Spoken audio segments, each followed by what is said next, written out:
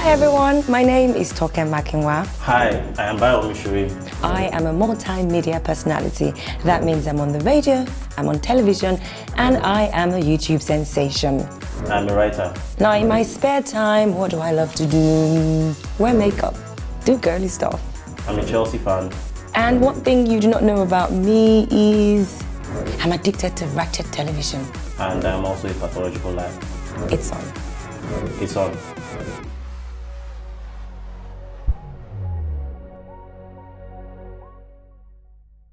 Welcome. It's on.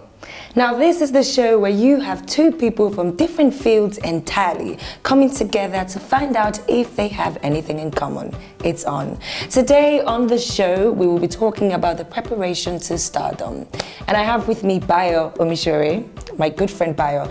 Now I've always wanted to ask you, because you are a brand man, you're a publicist, you're a writer, you're literally the man to go to in this industry. So if someone is coming from the outside, you are one of the people that they need to have a chat with. So do you think it's possible for someone to, literally just become a star overnight? Is there a star quality you look at when you talk to people? Well, I mean, first of all, you need to have something, that special something. I mean, because talent is never enough. It's a cliche, you've heard it over and over, but it's very true. You need to have that special star quality. On top of that, you need to be very hardworking. I've worked with people in the past who were not so hardworking, well, we're not so talented actually, but they overcompensated with their sheer doggedness. I would name names, but the particular person that I would mention now has gone to be with God. God rest her soul. And she knew what she wanted. We would talk about it, and she would say, you know what, I know that I lack in these areas, but for everything she lacked here, she gave 150%. Just working her craft, basically. So are you trying to say that hard work beats talent? Is that what you're trying to say? In a lot of cases, yes. As a matter of fact, because I mean, what I've realized, having done this over the years, is that most of the talented people are very lazy. They are lackadaisical, basically because they are talented. So they feel no need to put in any extra.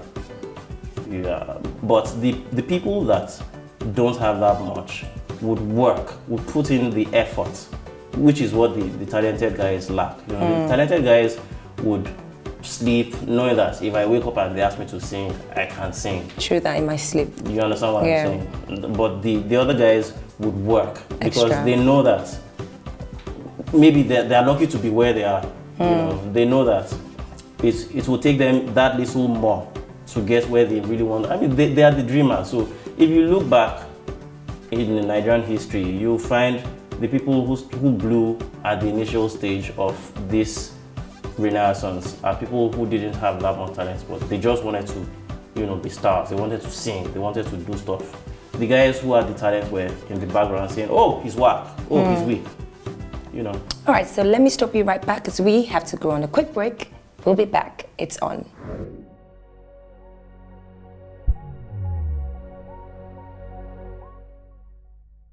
You're welcome back. It's on. Now, Toke, being a star in your own right, how have you been able to prepare yourself to be where you are now? Because, I mean, a year ago we had some private conversations about what you wanted to do. And, 12 months down the road, you are the Toke Makinwa, if I can borrow from my name, the Bayo Omisore. Okay. How did you prepare yourself to get here? Thank you very much, Bayo. It's really nice of you to say that, because I remember when we had that chat. Now, I think that for everyone who is watching this, people who are out there and who might want to be like, a song star or a radio presenter or a fashion designer or whatever, as you said, the dreamers, you spoke about the dreamers. Talent is one thing, as you pointed out, and there's also hard work. There's always taking stock. You always have to own up to your reality. You always have to tell yourself the truth. Because the thing is, the world can tell you their version of what they think you are. But as long as you do not lose who you are in the midst of all the, you know, hey, I want to be a star, or hey, everybody likes me, or hey, nobody likes me. I also think that, you know, coming into this sort of industry, you have to be prepared for the hard work. You cannot come into the industry thinking, I want to be a star. You've already failed. You literally have to ask yourself, what am I good at? What are my strengths? Which is what you literally said, you know, my strengths, my weakness, what am I, you know, what can I use to leverage to make what I have, what I need? You know, and it's very important for you to see what I said, to make what you have what you need. So that could be basically, if you say you're good looking, you can work at, okay, I want to be a musician, good looks is part of it. I have to always have my hair did all the time, my nails on point, my wardrobe on point all the time, so that even before people get to talk to me, once I walk into a room, I am what I'm trying to project, which is, I'm trying to be a pop star. So of course I've got my hair done, my outfit is speaking pop star, you know, and even when you don't have, you might not have a lot, you can leverage on friendships in the industry as well. Say for instance, this is the long goal.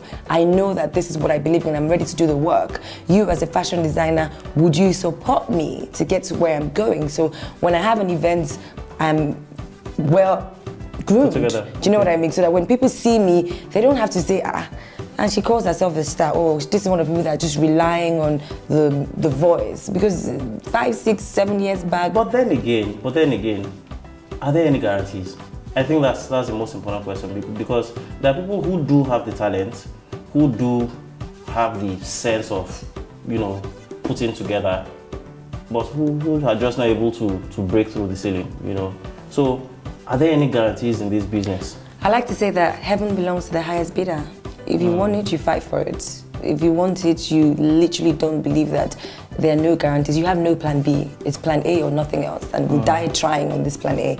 And, you know, failure has built so many more superstars than, you know, the one hit success. So once you fail, you encourage yourself and say to yourself, you know what, this is what I want to do. There's no plan B. I'm going to get better from it. With every audition I went to, I didn't take that as a, oh, I'm sad, I didn't get the job, I'm just going to roll over and die. For me, it was, okay, why didn't I get the job?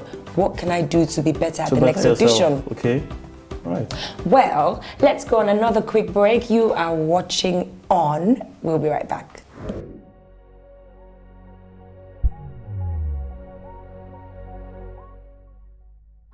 Welcome back. It's still on It's On, if you got my drift.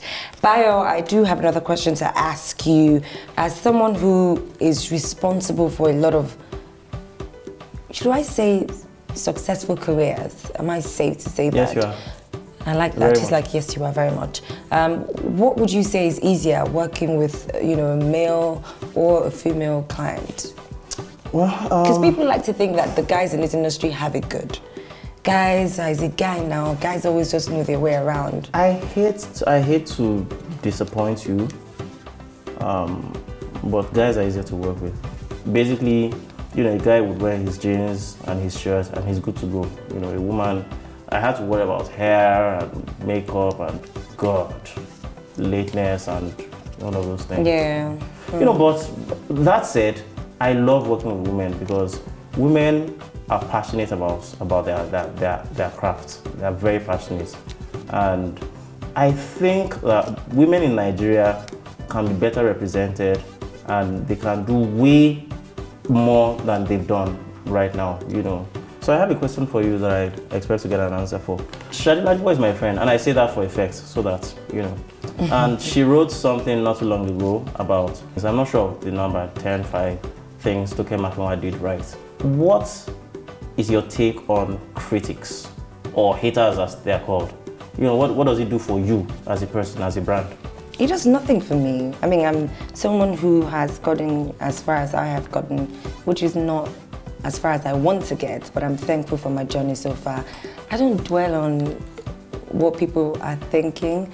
I think I'm way too focused for that. I think I wake up in the morning and, you know, I literally have so many things that I want to accomplish and so many things that I want to do. And it's almost like stopping to throw stones at dogs that are barking at you. Okay. right, so I've got a question for you. They generally say no publicity is bad publicity. What would you consider as bad publicity? I don't think there's any such thing as bad publicity. However, the caveat is you must have a great PR team. So the bad publicity is the content that the PR team can then spin for publicity. You know, so you have a kid, you can easily say, oh, you're a great father. You have a kid out of wedlock, you're a great father, period. Now that you say that, that sounds really, really different. Because it embellishes, I mean, it's the same situation, but yeah, but just taking out the positive. You change the light, you know, so you have a child out of wedlock, it casts a bad light on you. You turn things around. That's all. Just be a good father. Okay, so the second question I have for you is, what would you say is the most brilliant stunt that you have ever had to pull for any one of your clients? Well, I think that would have to be Two-Face. At the time we started working with Two-Face, and I would choose not to call it a stunt. I'll choose to call it, you know, good PR. It's basically about changing the spin, changing the light, the cast of the light. So at the time we started working with Two-Face, the only news out there was, oh, you know, he has children, he has 10 children, 15 children. People went all out, you know, with all sorts of news about the number of kids he had, and essentially because he hadn't done a lot of press around the time.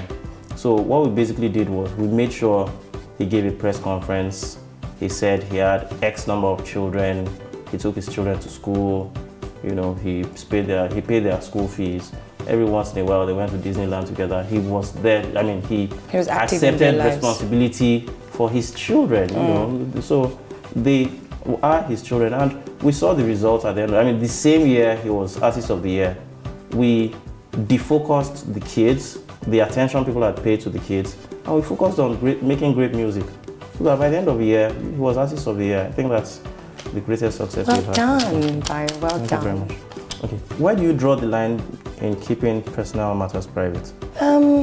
I think it's what you're comfortable with. I think as, you know, maybe a TV personality or music star or radio star, whatever you're comfortable with. Some people have thoughts of saying, oh, you know, this person is very public. Some other people feel like, you know, that's what they connect with most. The fact that this person shares their life experiences with, you know, their fans or people that are around them. Do you know what I mean? So say for instance, people would sit back and judge the Kardashians, but they I think they do great TV, great crappy apart from TV, they are hardworking girls. And they've changed the look of lifestyle. They're selling lifestyle. Weaves went up, waist cinchers have gone up, makeup went up. So they must be doing something right. Botox?